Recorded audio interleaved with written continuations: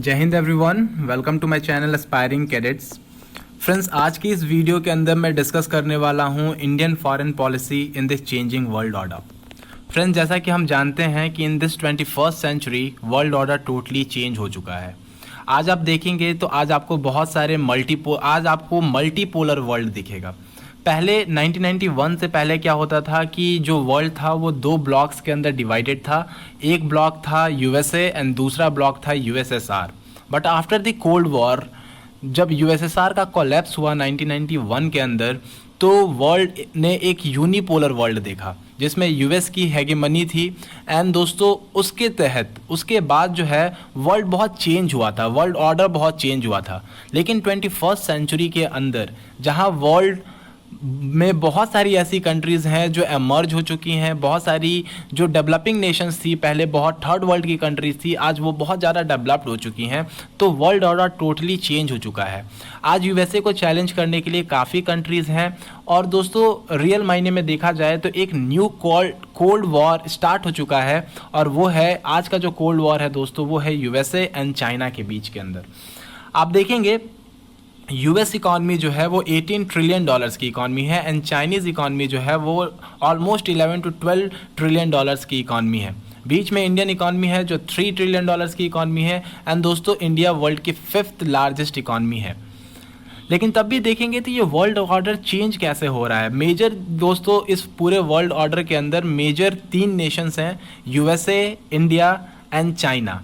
और साथ में ही हम और भी देखेंगे कि इंडिया के रिलेशनशिप जापान के साथ, यूरोपियन नेशंस के साथ, अफ्रीका के साथ, ऑस्ट्रेलिया के साथ भी इंडिया की फॉरेन पॉलिसी क्या रह रही है और इंडिया इस चेंजिंग वर्ल्ड ऑर्डर के अंदर अपनी फॉरेन पॉलिसीज़ कैसे डील कर रहा है, अपने फॉरेन पॉलिसीज़ को कैसे हैंडल कर रहा है और क्या क्या फॉरेन पॉलिसीज़ में इनिशिएटिव्स लिए जा रहे हैं। दोस्तों, जैसे कि मैंने आपको बोला कि मेजर जो वर्ल्ड ऑर्डर चेंज हो रहा है वो अराउंड, आप देखिए पहले क्या था, वर्ल्ड ऑर्डर सेंटर्ड था वेस्टर्न साइड के अंदर, मतलब यूरोपियन नेशंस, अमेरिका, वो चलाते थे पूरे वर्ल्ड को। लेकिन आज जो वर्ल्ड है वो चेंज हो रहा है, वो इंडो पैसिफिक रीजन की तरफ आ रहा है।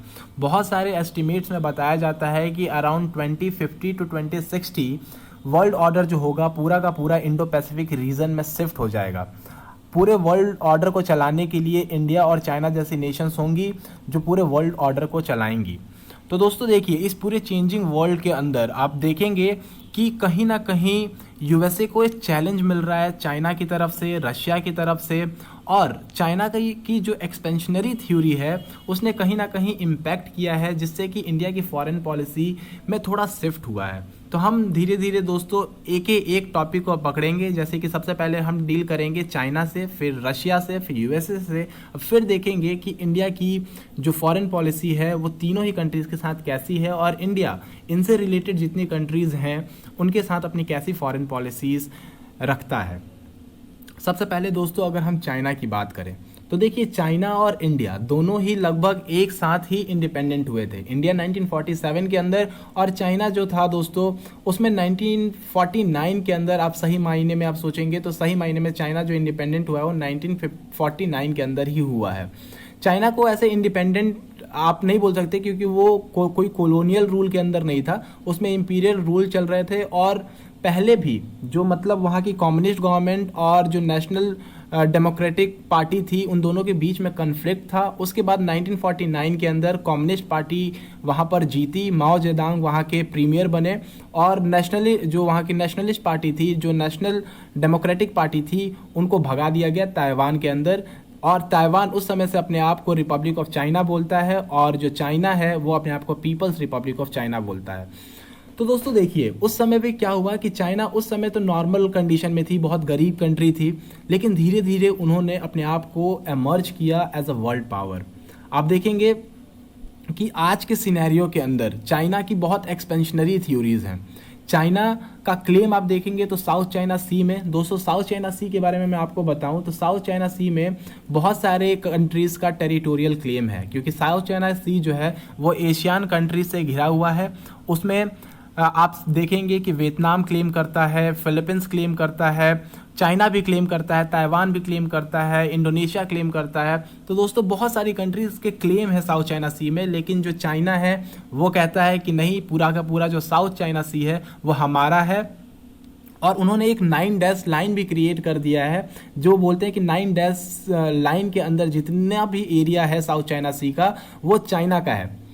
तो दोस्तों ये बहुत गलत चीज़ है। क्या है कि चाइना जो आज की सिचुएशन में पावरफुल तो है, नो डाउट कि चाइना पावरफुल है, लेकिन आज वो जो यूनाइटेड नेशंस और जो वर्ल्ड के लॉज हैं उनको फॉलो नहीं करता। चाइना जैसे कि फिलीपींस ने चाइना के खिलाफ जो इंटरनेशनल कोर्ट ऑफ जस्टिस में कंप्लेन किया, वहाँ पर जो रिजल्ट आया वो फिलीपींस के फेवर में आया, तब भी चाइना ने उस चीज़ को नहीं माना और चाइना वहाँ पे कहीं ना कहीं फ्रीडम ऑफ नेविगेशन और ओपन एयर को हमेशा चैलेंज करता है। वो बोलता है कि नहीं ये हमारा इलाका है। देखिए दोस्तों, साउथ चाइना सी जो है वो एक बहुत इंपॉर्टेंट प्लेस है, बहुत इंपॉर्टेंट रीजन है, क्योंकि जो चाइना का टोटल ट्रेड होता है उसी रीजन से होता है, मैक्सिमम ट्रेड वहीं उसी रीजन से होता है, और वर्ल्ड का maximum 40 to 50% of the trade और शिपिंग रूट जो है उसी रीजन से जाती है। दोस्तों जो साउथ चाइना सी में है 3 मेजर कन्फ्लिक्ट रीजन्स हैं और 3 आइलैंड्स हैं, जैसे कि पारासेल आइलैंड्स है, स्कारबोरो शोल्स हैं और एक और आइलैंड है। तो दोस्तों ये जो तीनों आइलैंड्स है ना, ये मेजर बोन ऑफ कंटेंशन है। किसी किसी इलाके में तो मतलब क्या होता है कि एक्सक्लूसिव इकोनॉमिक जोन्स ओवरलैप करने लग जाते हैं। चाइना ने इस पूरे रीजन को मिलिटराइज कर दिया है। आप देखेंगे कि मिलिट्री बेसेस बना लिए हैं, आर्टिफिशियल मिलिट्री बेसेस चाइना ने बना लिए हैं। तो क्या होता है कि इन सब को देखते हुए जो बाकी नेशंस हैं, जैसे फिलीपींस जैसे नेशन है, ताइवान है, वियतनाम है, ये सब बहुत अलर्ट मोड पे है। और दोस्तों जापान भी साइड से, जो उनके ईस्टर्न साइड में जापान है, चाइना के ईस्टर्न साइड में जापान, उसने भी, और यूएसए ने क्या किया है कि यूएसए ने अपनी पूरी शिप्स वगैरह जितनी भी एयरक्राफ्ट करियर्स हैं इंपॉर्टेंट वगैरह, उन्होंने साउथ चाइना सी की तरफ शिफ्ट कर दिया है। ऑस्ट्रेलिया ने कर दिया है। तो दोस्तों क्या होता है कि इससे पूरा वर्ल्ड ऑर्डर जो है ना, वर्ल्ड का डायनेमिक्स चेंज हो रहा है। आप देखेंगे चाइना की एक्सपेंशनरी थ्योरी ने उस रीजन को बहुत ज़्यादा मिलिटराइज कर दिया है, और जिसके कारण क्या हो रहा है कि आज वर्ल्ड का जो फोकल पॉइंट है वहाँ पर बना हुआ है। आप देखेंगे इसमें इंडिया का स्टैंड क्या है, इंडिया की फॉरेन पॉलिसी चाइना के साथ कैसी रह रही है। दोस्तों देखिए, जैसे कि इंडिया एक पीस लविंग कंट्री है। इंडिया ने हमेशा चाहा कि अपने नेबर्स के साथ इंडिया अच्छे रिलेशंस मेंटेन करे। इंडिया की हमेशा पॉलिसी रही है कि नेबरहुड फर्स्ट पॉलिसी।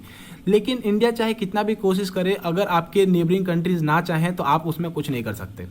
इंडिया ने भी कोशिश की, पंचशील एग्रीमेंट हुआ, लेकिन उसके बाद 1962 का वॉर हुआ। उसके बाद दोस्तों इंडिया के रिलेशंस बहुत ख़राब हो गए थे, और 1988 में जब राजीव गांधी इंडिया के प्राइम मिनिस्टर थे जो चाइना गए, उन्होंने थोड़ा नॉर्मलसी लाने की कोशिश की। उसके बाद इंडिया और चाइना के जो रिलेशंस थे फिर से रीस्टोर किए गए। उसके बाद इंडिया चाइना रिलेशनशिप में काफ़ी डेवलपमेंट हुई। दोस्तों आप देखेंगे कि 1975 से अर्ली 2020 तक कोई भी एक शॉट फायर नहीं हुआ था, और कोई भी इंडियन सोल्जर्स की वहाँ कोई मार्टियर नहीं हुआ था, किसी की डेथ नहीं हुई थी, कोई किल्ड इन एक्शन नहीं हुआ था उस पूरे बेल्ट में, इंडो चाइना बेल्ट पर। लेकिन दोस्तों अभी जो 2020 का सिनेरियो है उसमें बहुत सी चीज़ें चेंज हो गई हैं। अर्लियर कुछ सालों में आप देखेंगे कि बहुत ज़्यादा डेवलपमेंट हो रहा था। इंडो चाइना रिलेशनशिप आप इकोनॉमिक टर्म्स में देखें तो इकोनॉमिक टाइज इंडिया की $100 बिलियन, इस 21st सेंचुरी के अंदर ही इंडिया $3 बिलियन से $100 बिलियन की ट्रेड कर चुका था चाइना के साथ। दो इंडिया का जो ट्रेड, बहुत ज़्यादा ट्रेड डेफिसिट था चाइना के साथ, अराउंड 48 to 50 बिलियन डॉलर्स का ट्रेड डेफिसिट था। इंडिया देखेंगे दोस्तों ब्रिक्स, एससीओ जैसे मल्टीलेटरल ऑर्गेनाइजेशंस का पार्ट है, जिसमें चाइना भी पार्ट है। ब्रिक्स जिसमें Brazil, Russia, India, China, south Africa है। एससीओ जिसमें टोटल 8 नेशंस हैं। तो दोस्तों इतने इंपॉर्टेंट ऑर्गेनाइजेशंस में, ब्रिक्स में तो न्यू डेवलपमेंट बैंक भी बनाया गया है, जिसमें इंडिया का लगभग $8 बिलियन का इन्वेस्टमेंट भी है। तो दोस्तों इंडिया ने काफ़ी इन्वेस्टमेंट किए हैं, ठीक है। काफ़ी बैंक्स वगैरह हुए हैं, जैसे कि AIBB भी है, एशियन इंफ्रास्ट्रक्चर बैंक जो एक करके है, उसमें भी इंडिया का इन्वेस्टमेंट है। तो देखो दोस्तों, जैसे कि आप पिछले साल देखेंगे 2019 में, तो इनफॉर्मल समिट्स हो रही थी। हमें लग रहा था कि इंडो चाइना के बीच में काफ़ी अच्छे रिलेशंस हो रहे हैं। इंडिया चाइना का रिलेशंस एक अलग लेवल पे जा रहा है, और काफ़ी अच्छे रिलेशंस हमारे हो रहे हैं, क्योंकि वुहान समिट, फिर इंडिया के ममल्लापुरम में भी इनफॉर्मल समिट हुई थी। उसमें चाइनीज़ प्रीमियर जो थे वो अपने जी जिनपिंग आए थे। लेकिन दोस्तों इन सब के बाद जो 2020 का केस हुआ, उसने पूरे इतने दिनों की मेहनत पर पानी फेर दिया, और हमारी जो हमारा रिलेशनशिप था एकदम डिटोरिएट होके एकदम ग्राउंड लेवल पे आ चुका है आज मतलब आप समझ लीजिए अभी रिलेशंस फिलहाल में बहुत ज़्यादा ख़राब हो चुके हैं। और आप देखेंगे कि इंडिया ने बहुत ज़्यादा स्टैंड लिया है। आप देखेंगे कि 1991 से पहले जो इंडिया कभी भी यूएसए के साथ नहीं रहती थी, 1991 के बाद इंडिया का शिफ्ट हुआ यूएसए के साथ भी। इंडिया यूएसए मतलब अलाइज हो गए, काफ़ी अच्छी मतलब बॉन्डिंग हुई दोनों के बीच में। तो दोस्तों ये सब क्यों हुआ, ये सब देखिए जियो पॉलिटिक्स में अमेरिका के एक एम्बेसडर ने कहा था एक बार कि in geopolitics no countries are permanent friend और foe, it is just the permanent interest which binds the countries. तो दोस्तों यही चीज़ होती है जियो पॉलिटिक्स के अंदर। क्या होता है कि कोई कंट्री परमानेंट दोस्त और परमानेंट दुश्मन नहीं होते हैं, सिर्फ परमानेंट इंटरेस्ट होते हैं, और जहां इंटरेस्ट मीट होता है वहीं पर कंट्रीज़ अपना अलायंस करती हैं और वहीं पर जाके बॉन्डिंग करती हैं। तो दोस्तों आज चाइना के साथ हमारे रिलेशंस अभी बिल्कुल अच्छे नहीं चल रहे हैं, रिस्टोर करने की कोशिश की जा रही है, लेकिन बिल्कुल अभी एट प्रेजेंट सिनेरियो में बिल्कुल अच्छे नहीं चल रहे हैं। इसलिए इंडिया का शिफ्ट अभी कहीं ना कहीं यूएसए की तरफ ज़्यादा झुका हुआ है। अगर आप देखते हैं अब अगला जो है रशिया के साथ क्या है दोस्तों। आप अगर रशिया की बात करें तो रशिया हमारा हमेशा से ऑल वेदर फ्रेंड रहा है, उसने हमेशा हमारी हेल्प की है, ट्रेडिशनल फ्रेंड है। अब बहुत क्लोज टाइज हैं इंडिया के रशिया के साथ, बहुत ओल्ड फ्रेंड्स हैं हम। देखिए दोस्तों, जो कहा जाता है कि रशिया ने इंडिया की हमेशा हेल्प की है, तो बिल्कुल सही बात है, रशिया ने इंडिया की हमेशा हेल्प की है। और जियो पॉलिटिक्स में इंडिया ने भी हमेशा ये मेंटेन किया है कि रशिया के साथ एक अच्छी दोस्ती मेंटेन रहे। देखिए जब इंडिया इंडिपेंडेंस हुआ था 1947 में, तो रशिया पहली कंट्री थी जिसने इंडिया को ऑफिशियली रिकॉग्नाइज किया था कि इंडिया एक इंडिपेंडेंट कंट्री है। दोस्तों पहले के आप देखेंगे पहले के बातों में तो महात्मा गांधी, जवाहरलाल नेहरू काफ़ी इन्फ्लुएंस थे रशिया में जो चीज़ें चल रही थी। इंडिया के फ्रीडम फाइटर्स तो जो वहाँ पर 1905 में रशियन रिवॉल्यूशन जो था उसका एक पार्ट था ब्लडी संडे इवेंट, और जो उन वहाँ पर रिवॉल्ट स्टार्ट हुए थे 1905-1906 के अंदर, उससे इंडियन फ्रीडम फाइटर्स ने प्रेरणा ली थी। तो दोस्तों आप समझिए कि इंडो यूएस रिलेशंस काफ़ी ओल्ड हैं, और आज के ज़माने में भी आप 1991 तक आप देखेंगे तो इंडिया की 80% ऑफ द डिफेंस जो इक्विपमेंट्स थे वो सारे के सारे रशिया के ही थे। रशिया ने इंडिया को हमेशा हेल्प की, जितने भी मेजर वॉर हुए आप देखेंगे 1962 वॉर में रशिया जो है उसने एक न्यूट्रल रहा, किसी के साथ नहीं गया, और चाइना को उसने कोई इक्विपमेंट भी नहीं दी। 1971 में उसने खुलेआम इंडिया और रशिया के बीच में एक पीस ट्रीटी साइन हुई थी, और रशिया ने खुलेआम इंडिया को सपोर्ट किया, जिसके कारण जो यूएसए है दोस्तों उस समय इंडिया का शिफ्ट यूएसएसआर की तरफ था, यूनियन सोवियत सोशलिस्ट रिपब्लिक। उस समय यूएसएसआर का नाम हुआ करता था, 15 कंट्रीज उसमें थी, बहुत बड़ा एक एम्पायर था यूएसएसआर का समझिए। आप देखेंगे तो अगर उनका रीजन देखेंगे 15 कंट्रीज, टोटल 15 कंट्रीज, आज की जो ये कजाकिस्तान, तुर्कमेनिस्तान, किर्गिस्तान और जो बाल्टिक स्टेट्स हैं दोस्तों, लैटविया, एस्टोनिया, ये सब यूएसएसआर के पार्ट थे। तो इंडिया और यूएसएसआर में काफ़ी अच्छे टाइज थे उस समय के। आप देख लीजिए अभी भी इंडिया का जो एयरक्राफ्ट करियर है, जो एयरक्राफ्ट करियर विक्रमादित्य है, वो सब हमने रशिया से ही लिया है। अभी जो हमें हमारी न्यूक्लियर शिप जो अरिहंत है उसको बिल्ड कर रहे हैं, उसमें भी रशिया का कोलैबोरेशन है। आज इंडिया के डिफेंस इक्विपमेंट्स में आप मिक्स सीरीज देख लीजिए, और उसके बाद मिक्स सीरीज के बाद आप जितने इंपॉर्टेंट इक्विपमेंट्स देखते हैं इंडियन उसमें डिफेंस इक्विपमेंट्स में इन्वेंट्री में, तो आप उसमें मेजॉरिटी ऑफ द थिंग्स जो है वो रशियन इक्विपमेंट्स है दोस्तों। तो आप इसे समझ सकते हैं कि इंडिया और रशिया के बीच में कितने क्लोज टाइज हैं। और अभी भी इंडिया कोशिश करता है कि एक बैलेंस मेंटेन रहे यूएसए और रशिया के बीच में, क्योंकि दोस्तों कहीं ना कहीं यूएसए की जो पॉलिसीज़ हैं उससे हमारे जो रिलेशनशिप हैं वो कहीं ना कहीं हिंडर होते हैं, कहीं ना कहीं एक ऑब्स्टिकल क्रिएटेड रहता है। आप देखिए अभी इंडियन जो वो थे हमारे डिफेंस मिनिस्टर, वो रशिया गए थे, और काफ़ी अच्छी बॉन्डिंग अभी हम लोग देखते हैं इंडिया और रशिया के बीच के अंदर।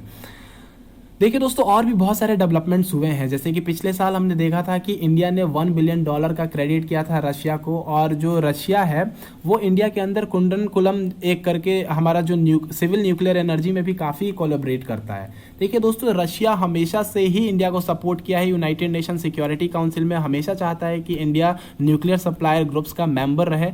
और आपको एक फैक्ट बताता हूँ कि रशिया ने 1971 में 3 टाइम्स वीटो अप्लाई किया था, क्योंकि बहुत सारे जो नेशंस थे वो इंडिया को ब्लॉक करना चाहते थे, बोल रहे थे कि नहीं इंडिया अब वो वॉर ना छेड़े, लेकिन रशिया ने उनके अटेम्प्ट्स को ब्लॉक किया वीटो करके। तो रशिया ने हमेशा से ही इंडिया की हेल्प की है। तो रशिया हमारा एक बहुत क्लोज फ्रेंड है और उनके साथ रिलेशंस अच्छा मेंटेन करना बहुत ज़रूरी है दोस्तों। देखिए हम दोनों के रिलेशनशिप में प्रॉब्लम्स बस कुछ ही हैं कि यूएस के सैंक्शंस होने के कारण इंडिया कहीं ना कहीं एक डायलामा में फंस जाता है कि हम उनसे खरीदें या ना खरीदें। लेकिन इंडिया ने अपनी बहुत ही ज़्यादा इंडिपेंडेंट डिप्लोमेसी को शो किया है और इंडिया ने कभी हेजिटेट नहीं किया रशिया से कोई इक्विपमेंट खरीदने में। जैसे कि हम देखेंगे कि हमने S-400 का जो डील किया वो हमने कैरी फॉरवर्ड किया विदाउट इसके प्रेशर के, एक यूएस सैंक्शन था लेकिन हमने कैरी फॉरवर्ड किया, उन लोगों ने हमें वेवर भी दिया। तो देखिए दोस्तों, इंडिया की जो डिप्लोमेसी है, इंडिया की फॉरेन पॉलिसी है, बहुत स्ट्रेट फॉरवर्ड है। हम लोग कोशिश करते हैं कि हम नॉन अलाइंड रहें, लेकिन सिचुएशंस के हिसाब से हम लोग टिल्ट भी होते हैं, ये मानना पड़ेगा, ये फैक्ट है। अब बात करते हैं यूएसए से। तो देखिए दोस्तों, जियो पॉलिटिक्स जैसे चेंज हो रही है उसमें यूएसए और इंडिया के रिलेशनशिप काफ़ी ज़्यादा फॉर्ज हुए हैं। और जब से डोनाल्ड ट्रंप और नरेंद्र मोदी ने कमान संभाली है एक दूसरे कंट्री की, तो आप देखेंगे दोस्तों कि रिलेशनशिप काफ़ी ज़्यादा स्ट्रांग हुए हैं। एट द सेम टाइम कभी कभी ऐसा लगता है कि सभी अपने इंटरेस्ट के लिए कर रहे हैं। जैसे कि आप देख लीजिए कि जियो पॉलिटिक्स में तो हमेशा दोस्तों इंटरेस्ट ही सबसे ऊपर होता है। जैसे कि 1965 में यूएसए जो था पाकिस्तान को सपोर्ट कर रहा था, रिचर्ड निक्सन उस टाइम यूएस प्रेसिडेंट थे। लेकिन बाद में जब बराक ओबामा प्रेसिडेंट बने यूएसए के, तो वो इंडिया के 26 जनवरी परेड का हिस्सा बने और एक बहुत इम्पॉर्टेंट वो सिंबॉलिक था बहुत ज़्यादा कि यूएस प्रेसिडेंट इंडिया के 26 जनवरी परेड के पार्ट बने हैं। काफ़ी हमारे रिलेशनशिप काफ़ी स्ट्रांग नज़र आ रहे थे। आप देखेंगे कि इंडो यूएस रिलेशन, आज इंडिया की इन्वेंट्री में, डिफेंस इन्वेंट्री में काफ़ी यूएस इक्विपमेंट्स हैं और हमारे काफ़ी डिफेंस डील्स होते हैं। अभी जब मार्च में आप देखेंगे फरवरी 2020 के अंदर जब डोनाल्ड ट्रंप इंडिया आए थे तो उनका कितना भव्य स्वागत हुआ था, एक ग्रैंड वेलकम दिया गया था, नमस्ते ट्रंप, ठीक है। और उनके लिए कितना सब कुछ हुआ था। उस समय बोला जा रहा था कि $3 बिलियन का डिफेंस डील साइन होने वाला है इंडो यूएस के बीच में। अभी इंडिया और यूएसए के अगर डिफेंस डील्स देखेंगे तो एक अलग लेवल पे हैं दोस्तों। इंडिया के आप देख लीजिए Chinook heavy lift helicopter, Apache attack helicopter और ट्रांसपोर्ट एयरक्राफ्ट में C-130, C-17, ये सब यूएसए के ही हैं।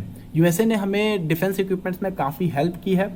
और दोस्तों यूएसए हमेशा से ही इंडिया को सपोर्ट करता है यूनाइटेड नेशन सिक्योरिटी काउंसिल के अंदर, न्यूक्लियर सप्लायर ग्रुप के थ्रू, और उन्होंने काफ़ी सिविल न्यूक्लियर एनर्जी में काफ़ी ज़्यादा इन्वेस्ट भी किया है इंडिया में, और उन्होंने प्लान भी किया है कि इंडिया के अंदर सिविल न्यूक्लियर एनर्जी के अंदर हम इन्वेस्ट करेंगे। लेकिन वैसे हमेशा से ऐसा नहीं है दोस्तों। क्या होता है कि इंडिया ने जब सबसे पहले जब 1998 में इंडिया ने न्यूक्लियर टेस्ट किए थे तो इंडिया पे सैंक्शंस भी लगे थे, और ये किसने लगाए थे? ये यूएसए ने ही लगाए थे।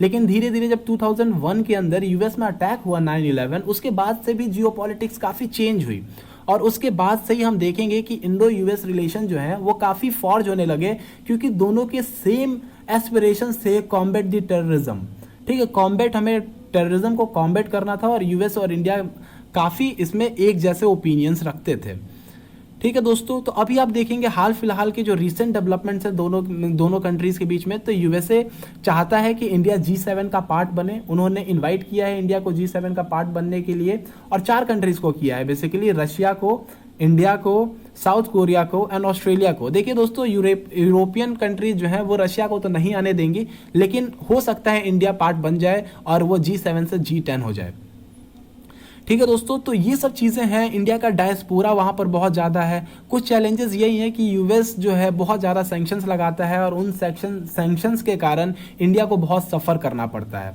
आप देखेंगे कि इंडिया का जो इकोनॉमिक टाइज है उनके साथ बहुत ज़्यादा है। इंडिया, यूएसए एक ऐसी कंट्री है जिसके साथ इंडिया का ट्रेड सरप्लस है, इंडिया को फ़ायदा होता है वहाँ ट्रेड करने से।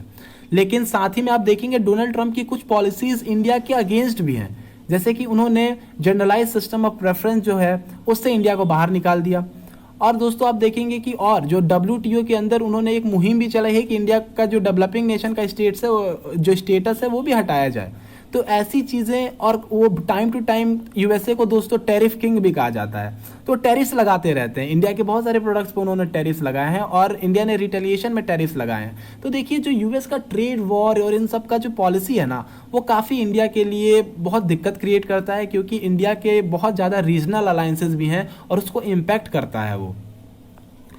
तो दोस्तों इस पूरे चेंजिंग वर्ल्ड ऑर्डर में, जैसे कि आप पूरा इंडिया का आप देख लेंगे, पूरे वर्ल्ड का ऑर्डर चेंज हो रहा है, तो उस हिसाब से इंडिया का फॉरेन पॉलिसी का स्टैंड क्या होना चाहिए। देखिए दोस्तों, इंडिया एक इंडिपेंडेंट नेशन है और इंडिया ने हमेशा से ही अपनी फॉरेन पॉलिसी में एक इंडिपेंडेंट वो दिया है कि मतलब हम इंडिपेंडेंट हैं, हम अपने सोवेनिटी की रक्षा कर सकते हैं और हमारे लिए पॉलिसीज़ हम अपने इंटरेस्ट पे बनाते हैं। इंडिया कोल्ड वॉर के टाइम पे भी इंडिया ने नैम को फॉलो किया था, नॉन अलाइन मूवमेंट के साथ गए थे। उन्होंने एक थर्ड वर्ल्ड कंट्री का अलग ही ग्रुप बनाया था जिसमें एट प्रेजेंट 120 नेशंस हैं। तो इंडिया को दोस्तों बहुत ये जरूर इंश्योर करना चाहिए कि इंडिया और जो यूएस के बायलैटरलिज्म है वो सर्वाइव करे all the ill effects of unilateralism without compromising India's friendly positions. देखिए यूएस के सैंक्शन, जैसे यूएस ने ईरान पर सैंक्शन लगाया तो दोस्तों उससे इंडिया को कितना ज़्यादा इम्पैक्ट हुआ। इंडिया ईजिली ऑयल इंपोर्ट करता था ईरान से, ईरान को भी फ़ायदा होता था। ईरान में हमारा चाबहार पोर्ट था जिसको वेवर मिला, लेकिन तब भी हमारा जो एक अच्छा रिलेशन था, एक डीप कनेक्ट था ईरान के साथ, वो कहीं ना कहीं खो गया और चाइना वहाँ पर जाके बैठ गया, आप देख सकते हैं। तो इंडिया की जो पॉलिसीज़ है ना दोस्तों, इंडिया की पॉलिसीज़ यूएस के सैंक्शन की वजह से बहुत ज़्यादा चेंज होती हैं, ये फैक्ट है।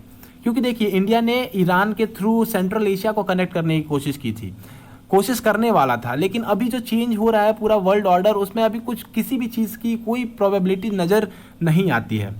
तो हम यूएसए को भी रियलाइज़ करना होगा कि India can not keep distance from the globalisation. India globalisation से अपने आप को आउट नहीं कर सकता, क्योंकि इंडिया के लिए ग्लोबलाइजेशन बहुत ज़्यादा है। इंडिया डेवलप होना चाहता है, तो दोस्तों इंडिया को अपॉर्चुनिटीज़ ढूंढनी पड़ेंगी। इंडिया के लिए अपॉर्चुनिटीज़ क्या हैं? हमारी मिडिल ईस्ट की कंट्रीज़, सेंट्रल ईस्ट की कंट्रीज़, रशिया, जापान, इन सब के साथ हमारे टाइज अच्छे हैं। इंडो पैसिफिक रीजन में इंडिया एक एमर्जिंग पावर है और समझ लीजिए एक सुपर पावर बनने की कैपेबिलिटी रखता है।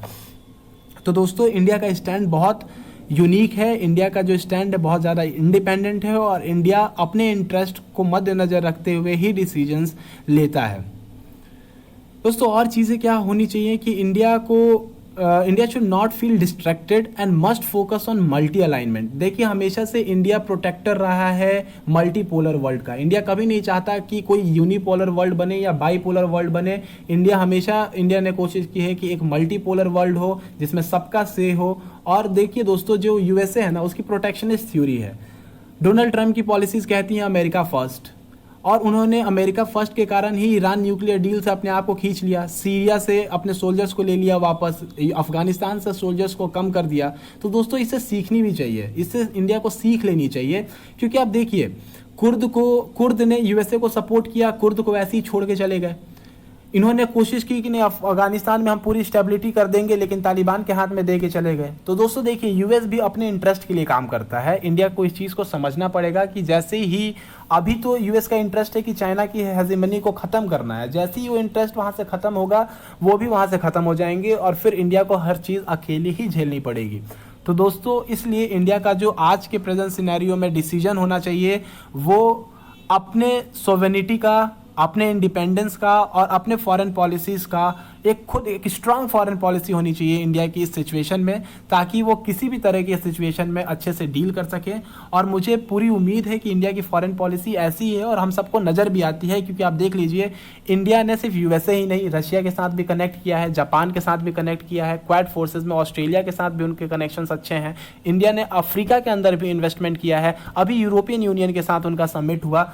तो आप इन सारे स्टेप्स को देखते हुए ऐसा अज्यूम कर सकते हैं कि इंडिया की जो फॉरेन पॉलिसी है काफ़ी इंडिपेंडेंट है और इंडिया की फॉरेन पॉलिसीज़ जो है वो किसी भी इल इफेक्ट को स्टैंड कर लेंगी। तो दोस्तों मुझे लगता है ये वीडियो काफ़ी इन्फॉर्मेटिव रही है। अगर आपको अच्छा लगा होगा तो प्लीज़ इसे लाइक कीजिएगा, शेयर कीजिएगा और दोस्तों मेरे चैनल को सब्सक्राइब भी कर लीजिएगा, ताकि मेरी वीडियोज़ की जो अपडेट्स हैं आप तक पहले पहुँचे। Thank you everyone.